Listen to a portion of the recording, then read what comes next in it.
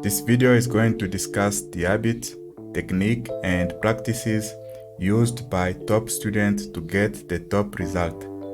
The video is going to discuss the skills used by top grade 12 student. The skills discussed in this video can also be applied by any student at any level of their studies if they are looking to move up their marks.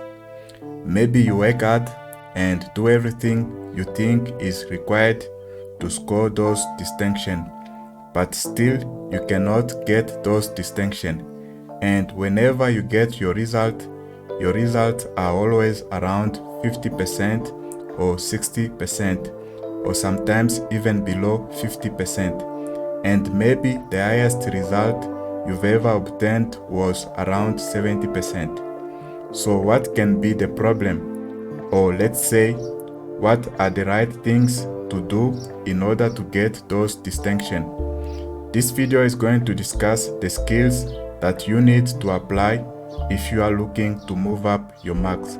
So stick around and pay attention to everything that is going to be said in this video if you really want to know the right things to do so that you can get A+ in grade 12. So what do you think is the number one reason why top students get A+? To this question, people have a range of explanation for why top students get the result they get. Some people say that the top students get the top result because they've got higher IQ, meaning they are just smarter than anyone else. Some say the top students get the top result because they work harder, and the explanation go on and on. This video is going to discuss what is true and what is not true. Firstly, the top students don't necessarily get the top result because they've got higher IQ or because they are smarter than anyone else. Secondly, there is a small set of skills that top students apply that no one else applies. These skills explain why they get the top result. And thirdly, these skills can be taught to students and applied by students to improve their marks. So we are going to look at 3 lessons, and any student looking to move up their marks right now needs to know the 3 lessons. The first lesson is, you don't need to worry about IQ. Many students believe that a higher IQ is what is needed to get top result, but that is not true. IQ is something out of your control, so you don't need to worry about it because it is not the number one factor to predict how well a student will do at school. If a student is gonna work successfully across the year and do well, they're gonna need to be self-motivated, they're gonna need to work consistently across the year, they're gonna need to be self-disciplined, cutting distractions like watching movies for long hours, cutting distractions like Facebook and all sorts of distractions. They're also gonna need to be resilient because the reality is that every student is gonna lose marks across the year. And when this happens, you should be able to pick yourself up and dust yourself off. The second lesson that every student needs to know is work hard doing the right things. Hard work is a necessary condition, but not a sufficient condition to doing well. What is meant by this? You find students working hard with the expectation to achieve the best result, but end up getting average or poor result. What is the problem? The problem is these students simply aim to just work hard, using inadequate study skills more often. So all the time we found students who turn up for a new school year and expecting to get their marks up, but keep using the same inadequate study skills more often with the hope of obtaining different results. But when they go and write their exam, get their result back, it is the same result as last time.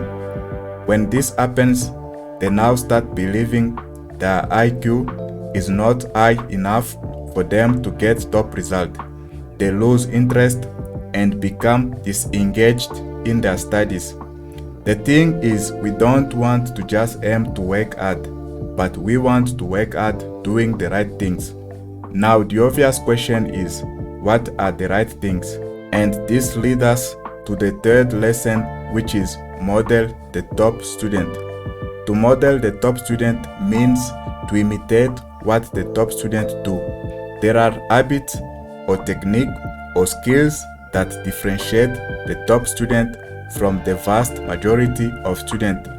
Now the first and most important skill is practice exam.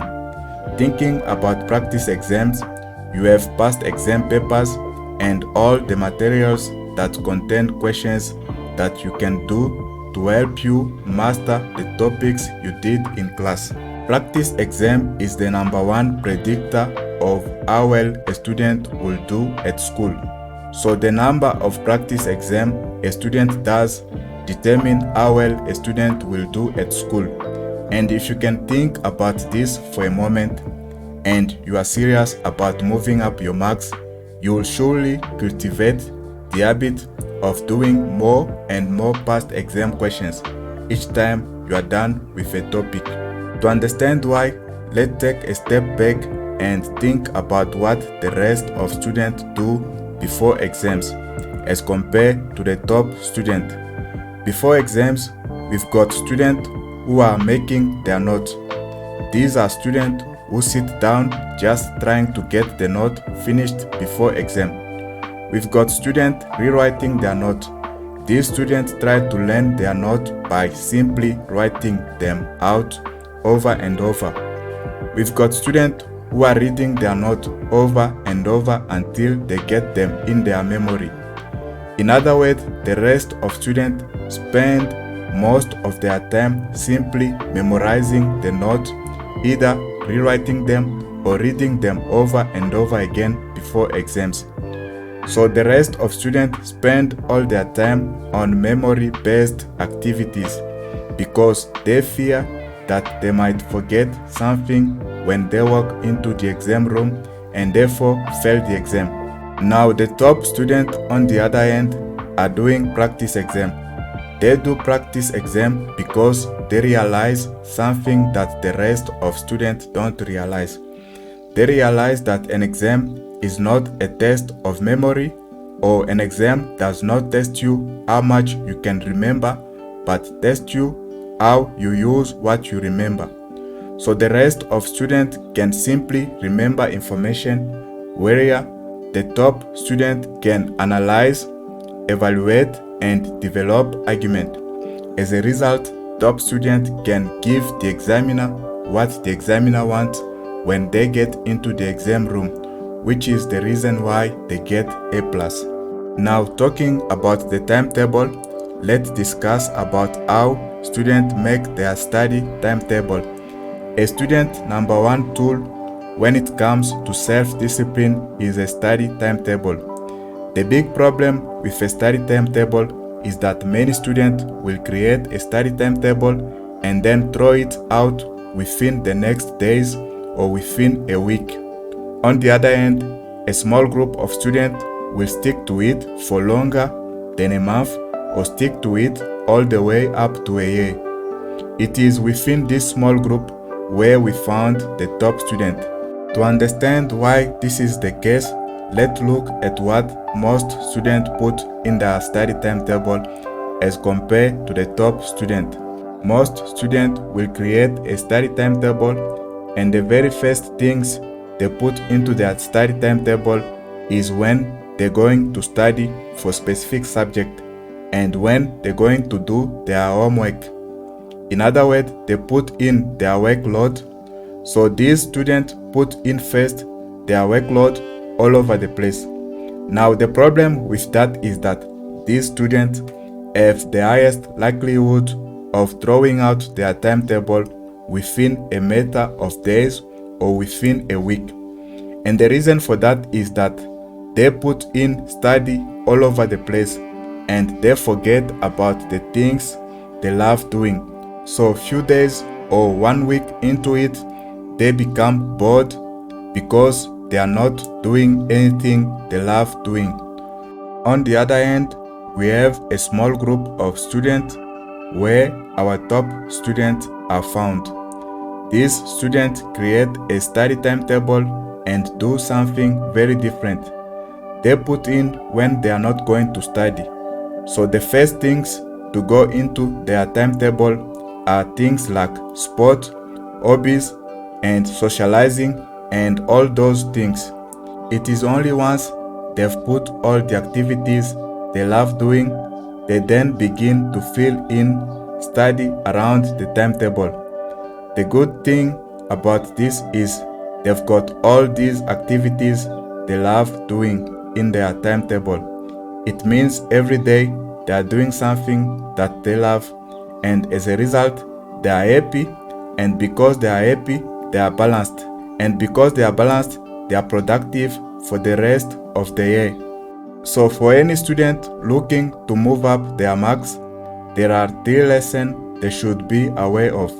The first lesson is you don't need to worry about IQ. The second lesson is work hard doing the right things.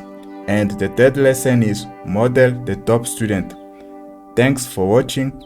Please comment, like, share, and subscribe for more videos like this.